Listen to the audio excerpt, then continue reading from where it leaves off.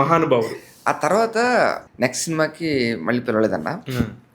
నేను మళ్ళీ మహానుభావుడు ఆ టైంలో వెళ్ళా, కాస్టింగ్ టైంలో మళ్ళీ వెళ్ళా.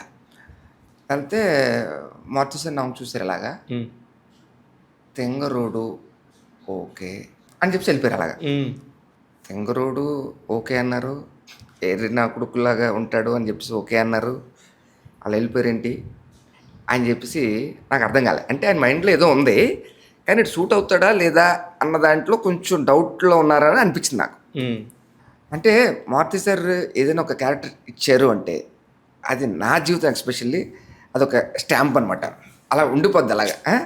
సో ఆయన అన్నారు, ప్యాంటు షర్టు వేసుకుని చేసే క్యారెక్టర్లు జీవితంలో చాలా వస్తాయి, కానీ ఇలాంటి క్యారెక్టరు రాదు, నీకు వచ్చింది అని చెప్పి వెళ్ళారు.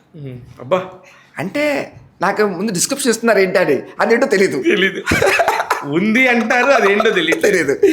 కరెక్ట్గా సెట్లోకి వెళ్తే తెలిసింది ఏంటంటే, వీడు డ్రెస్ ఉంటుంది, వచ్చి డ్రెస్ కోడ్, ఆ డ్రెస్ కోడ్ కొబ్బరి నూనె ఉంటుంది, కొబ్బరి నూనె రాసుకుంటూ ఉండాలి. ఆడ ఎప్పుడు చూసా కొబ్బరి నూనెతో ఉండాలి ఆడు. ఓహో ప్యాంటు షర్ట్ అన్నారు, ఇక్కడ దీంట్లో ప్యాంటు లేదు షర్ట్ లేదు, ఒక క్యారెక్టరైస్ట్ అంటారు అంటే కొబ్బరి నూనె చేసి రాసుకోవడం అనమాట. అదే అనుకున్నా. అది నిజంగా అన్న ఇప్పటికి కూడా, ఇప్పటికీ ఎన్ని సినిమాలు చేసినా అలాంటి క్యారెక్టరైజేషన్కి వచ్చి నేను చేయలేదన్న. అలాంటి క్యారెక్టర్ చేయలేదు నేను.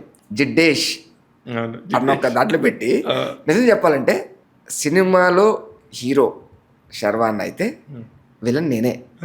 ఎందుకంటే హీరోకి శుభ్రత అంటే ఆయనకు ప్రాణం, మరి నేను బయట ఆపోజిట్. శుభ్రతకి సంబంధం లేదు, నాకు చూస్తుంటే చిరకు వచ్చేస్తుంది దానికి.